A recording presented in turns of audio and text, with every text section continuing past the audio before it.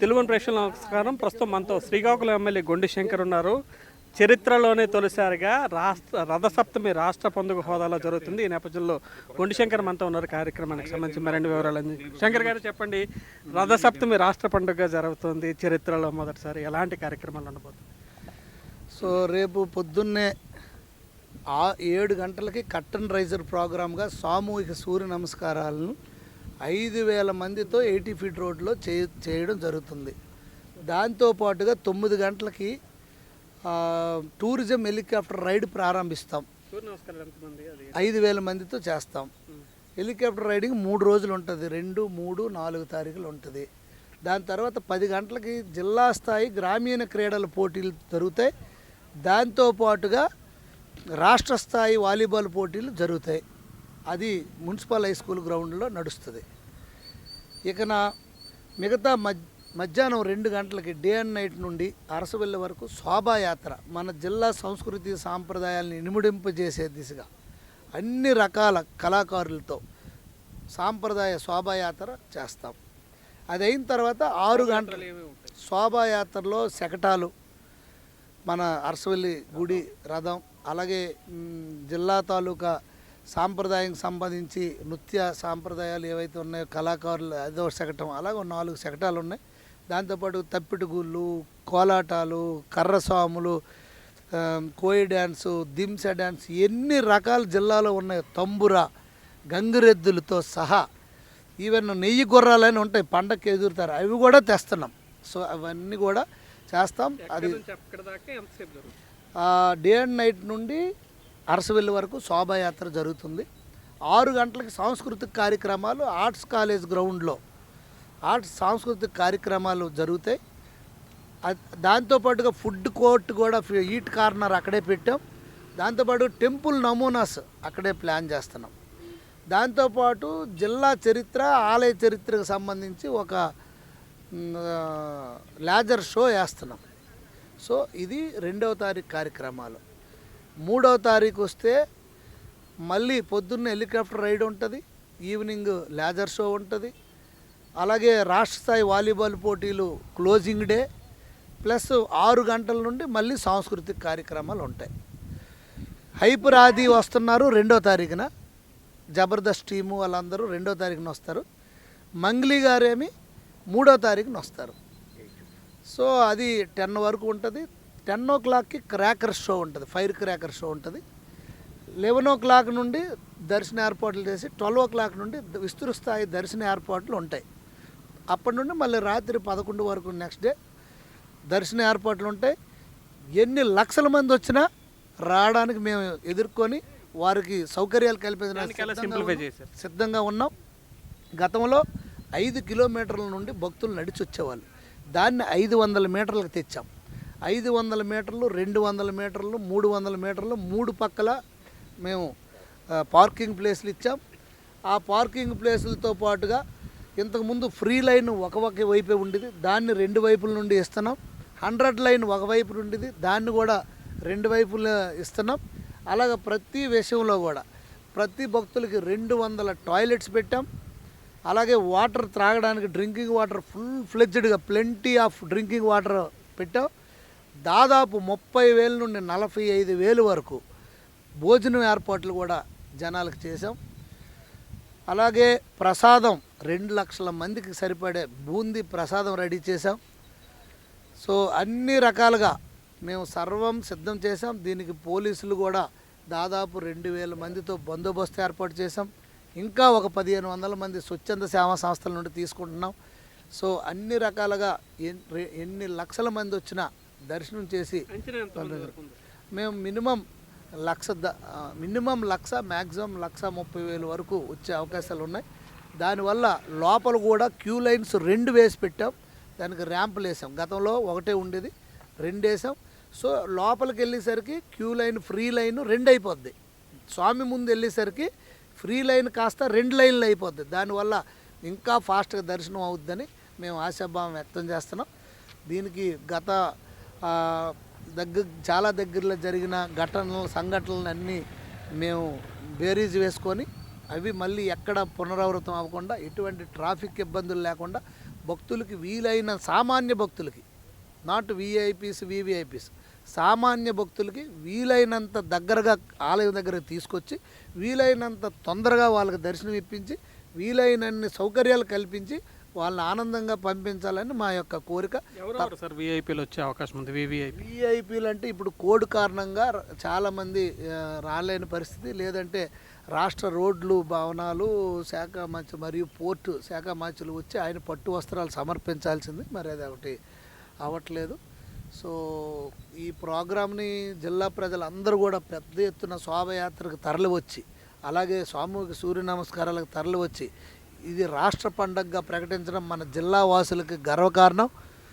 ఈ సందర్భంగా నేను జిల్లా వాసులందరికీ కూడా తెలియజేస్తున్నాను, ఇది రాష్ట్ర పండుగ కనుక ప్రపంచం మొత్తం ఇటువైపు చూసి బ్రహ్మాండంగా చేశారా అన్నట్టు మనం చెయ్యాలి. ప్రతి జిల్లా వాసుల తాలూకా బాధ్యత ఇది. ముఖ్యంగా శ్రీకాకుళం నియోజకవర్గ ప్రజలు ప్రతి ఒక్కరూ తన సొంత పండగలాగా చేయాలి. ఎస్పెషల్లీ టౌన్ ప్రజలకి, శ్రీకాకుళం నగర ప్రజలకు నేను పిలుపునిస్తున్నాను ఈ సందర్భంగా. ఈ 3 రోజులు రేపటి నుండి మన ఇంటి పండగలాగా, మన ఇంటి ఉత్సవాలు జరుపుతున్నట్టు భావించి మనమే స్వచ్ఛందంగా మంచినీళ్ళు ప్రొవైడ్ చేయడం, ఎక్కడికక్కడే మజ్జిగలు ప్రొవైడ్ చేయడం, అలాగే క్లీన్గా ఉంచుకోవడం పరిసరాలని, అలాగే ట్రాఫిక్ ఇబ్బంది లేకుండా మనం రొటీన్ పార్కింగ్లు చేసుకునేది కాకుండా ఈసారి రోడ్ల మీద ఎటువంటి పార్కింగ్లు లేకుండా చేయడం.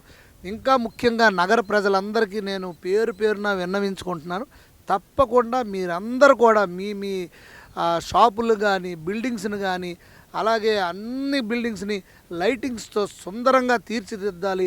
ఒక పండగ శోభ తేవాలి, మామిడి కొమ్మలు కట్టాలి, అరటి చెట్లు చిన్న చిన్నవి కట్టాలి. ఒక పండగ వాతావరణం సృష్టించడానికి మీరు అందరూ ముందుకు రావాలి. ఇది మనకి ఎన్నో ఏళ్ళ కళ. శ్రీకాకుళంలో రాష్ట్రం మొత్తంలో ఇప్పటి వరకు రాష్ట్ర పండుగలు 8 ఉంటే మనది 9 కాదుగా రాష్ట్ర పండుగ చేయడం, గౌరవ ముఖ్యమంత్రి వారు చేయడం ఎన్డీఏ ప్రభుత్వంలో చాలా ఆనందదాయకం.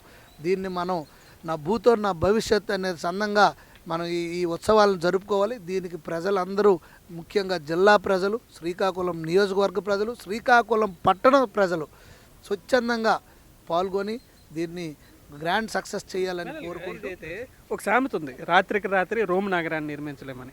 కానీ గుండు శంకర్ తలుచుకున్నారు, రాత్రి ఉన్న రోడ్డు తెల్లారిసరికి మారిపోతుంది. అసలు మీ యాక్షన్ ప్లాన్ ఏంటి? ఆఫ్టర్ ఈ రథసప్తమం తర్వాత శ్రీకాకుళం ఎలా కనిపించబోతుంది? సో దీనికి కారణం మా ఎన్డీఏ కూటమి ప్రభుత్వం, గౌరవ ముఖ్యమంత్రి వర్యులు పాజిటివ్గా ప్రతిస్పందించడం, దాంతోపాటుగా కేంద్ర మంత్రివర్యులు రామ్మోహన్ నాయుడు గారు కానీ, రాష్ట్ర మంత్రివర్యులు అచ్చెన్నాయుడు గారు కానీ, వాళ్ళకి ఎప్పటి నుండో ఒక కళ, వాళ్ళ విజన్ ఒకటి. అట్ ది సేమ్ టైము మాకు కూడా ఎప్పటి నుండో అరసవల్లి శ్రీకూర్మం టెంపుల్ చేయాలనే ఒక కసితో ఉన్నాం. ఇది ఈరోజు అవకాశం వచ్చింది. దీని పేరు ఏ రోజైనా నేను ఒకటే చెప్తున్నాను, ఎక్కడికి వెళ్ళినా ఒకటే చెప్తాను, మన గుడి మన ప్రాంతంలో డెవలప్ అయినాడు మన ప్రాంతం డెవలప్ అవుతుంది. మన ప్రాంతం డెవలప్ అయితే మనం డెవలప్ అవుతాం. ఈరోజు ఇది రాష్ట్ర పండుగ అయింది కనుక ఈవేళ 6-7 కోట్లు పెట్టి సుందరీకరణ పనులు చేసాం.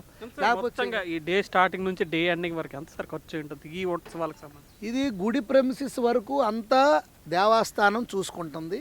ఈ లైటింగ్స్ కానీ ఇవన్నీ కలిపి ఒక 50 లక్షల నుండి ₹1 ఉంటుంది.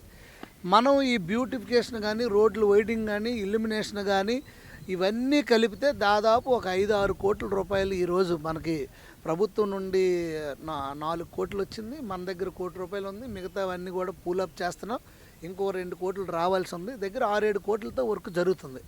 దీంతో ఈ వర్క్ ఇక్కడతో ఆగదు. దీన్ని కంటిన్యూషన్ దిశగా పెద్దపాడు రోడ్డును వైడనింగ్ చేసి మధ్యలో సెంటర్ లైటింగ్ పెట్టి అక్కడ కూడా మొక్కలు నాటుతాం. అలాగే రామలక్ష్మణ జంక్షన్ నుండి ఏదైతే మన day and night 80 feet road junction వరకు ఉందో అది చాలా చీకటిగా ఉంది, దాన్ని సెంటర్ లైటింగ్ పెడతాం. సూర్యమహల్ నుండి 7 రోడ్ జంక్షన్ ఏదైతే ఉందో చీకటిగా ఉందో అది సెంటర్ లైటింగ్ పెడతాం. ఇలాగా ప్రతి ఒక్కటి. ఇంకా 7 రోడ్ జంక్షన్ నుండి పొట్టి శ్రీరాములు జంక్షన్ వరకు ఏదైతే ఉందో అది చాలా చీకటిగా ఉంది, దానికి కూడా లైటింగ్ వేయడానికి ప్లాన్ చేస్తున్నాం. కానీ ట్రాఫిక్ ఇబ్బంది జరుగుతుంది ఏమైనా ఆలోచన ఉంది. ఇవన్నీ చేస్తూ పెద్దపాడు రోడ్డు వైడనింగ్ పోర్షన్ కూడా ఉంది, అది కూడా వైడనింగ్ చేస్తాం. అసలు ఈ ఆలోచన ఎక్కడ వచ్చింది సార్? జిల్లా ప్రజలు మొత్తం కోరుకుంటున్నారు కొన్ని దశాబ్దాలుగా పెద్దపాడు వైడనింగ్ సంబంధించి. కేవలం పెద్దపాడులో ఒకరిద్దరు పెదవి విరుస్తారు కానీ జిల్లా మొత్తం ప్రశంసిస్తారు మీకు. ఎంత డేరింగ్ నిర్ణయం చాలామంది నాయకుల వల్ల కానిది గుండు శంకర్ వల్ల. పెద్దపాడులో కూడా ఒక్కరు కూడా పెదవి విరసలేదు. వాళ్ళు పొద్దున్నే 6 గంటలకి కమిషనర్ అందరం ఒకరోజు ఆ ఊరంతా తిరిగాం, ప్రతి సందులు తిరిగాం, ప్రతి వీధులు తిరిగాం. అక్కడ పెద్దలందరూ ఒకే తాటిపైకి వచ్చి నన్ను ఇది విస్తరణ చేయమని వాళ్ళు కోరడం జరిగింది.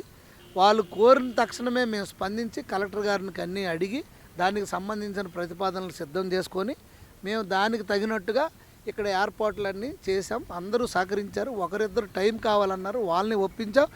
వాళ్ళకు కూడా పేదవారు ఇల్లు కోల్పోయిన వాళ్ళకి తప్పకుండా 2 సెంట్లు మన నిదానం ఏదైతే ఉందో ఇస్తాం, అక్కడ ఇల్లు కట్టిస్తాం, తప్పకుండా వాళ్ళకి న్యాయం చేస్తాం. వీలైతే పరిహారం కూడా ఏ రకంగా ఇవ్వడం అనేది కూడా ఆలోచన చేస్తాం. ప్రస్తుతం రాష్ట్రంలో మీరు అన్నట్టుగానే 8 రాష్ట్ర పండుగలు ఉన్నాయి. ప్రస్తుతం 9వదిగా అరసవెల్లి సెలెక్ట్ అయింది. భవిష్యత్తులో ఈ ఉత్సవాలు జరిగిన తర్వాత ఆ వైభవం, రాష్ట్రంలో ఉన్న ఆ స్థాయి ఆలయాల వైభవం ఈ ఏకైక సూర్యోదయాల వల్ల ఇంకొచ్చే అవకాశం ఉంది. 100% వస్తుంది. ఎందుకు వస్తుందంటే ఇవన్నీ రిపోర్ట్లు మేము కేంద్రంకి పంపిస్తాం. ఆల్రెడీ కేంద్రం వద్ద రిపోర్ట్ ఉంది. కేంద్రం వద్ద మనం 200 కోట్లు కావాలని చెప్పి ప్రసాద్ స్కీమ్లో చేసాం. గౌరవ కేంద్ర మంత్రి వర్యులు రామ్మోహన్ నాయుడు గారు దాన్ని పరిశీలి చేస్తున్నారు. ఇప్పుడు కేంద్రం అనుకోవచ్చు, ఎంత ఈ టెంపుల్కి అంత కాస్ట్ అవసరమా, ప్రసాద్ స్కీమ్ అవసరం అనుకోవచ్చు. ఇది స్టేట్ ఫెస్టివల్ అయ్యింది కనుక ఒక టెంపుల్కి స్టేట్ ఫెస్టివల్ హోదా ఇచ్చారంటే దీనికి ఏదో ఇంపార్టెన్స్ ఉంటుంది. ఇంపార్టెన్స్ అందరికీ తెలిసిందే. రాష్ట్రంలో, ప్రపంచంలో అత్యంత పురాతనమైనటువంటి పూజలు అందుకున్నటువంటి సూర్య దేవాలయం ఏదైనా ఉందంటే అరసవిల్లే. అది అందరికీ తెలిసిందే కాదా? అందుకు తప్పకుండా ఇది ప్రసాద్ స్కీమ్ శాంక్షన్ అవుతుంది.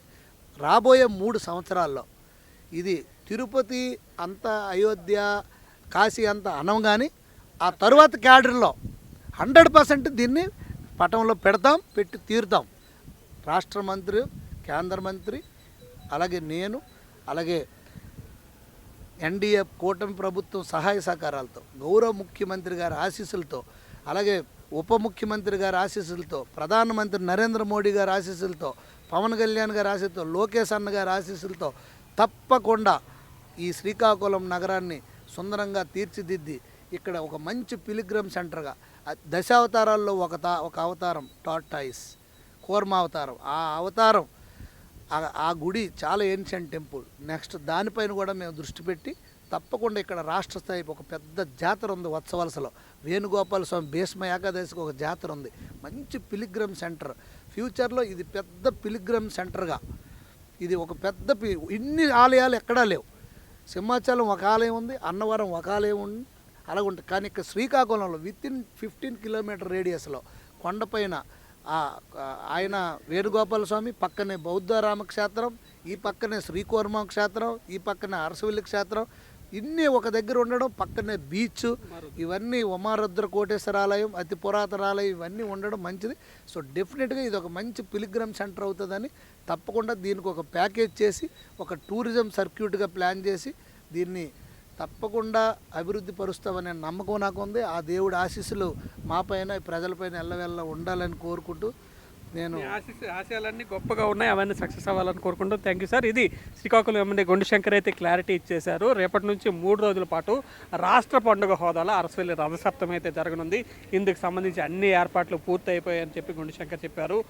ప్రస్తుతానికైతే 2 లక్షలకు పైగా జనాలు వస్తారని, అందుకు సంబంధించి 2 లక్షల పైగానే వస్తారు. పైన ఎంతమంది వచ్చినా అందుకు తగిన అన్ని ఏర్పాట్లు ప్రస్తుతం పూర్తి చేశామని, రేపటి నుంచి 3 రోజుల పాటు విశేషమైన ఆధ్యాత్మిక, సాంస్కృతిక, క్రీడా కార్యక్రమాలు వేదికగా అరసవెల్లి శ్రీకాకుళం నగరం కానుందని, ఈ కార్యక్రమంలో ప్రజలందరూ కూడా, భగవద్బంధువులు అందరూ కూడా పాలు పంచుకుని విజయవంతం చేయాలని చెప్పి శ్రీకాకుళం ఎమ్మెల్యే గొండిశంకర్ కోరుతున్న పరిస్థితి ఉంది.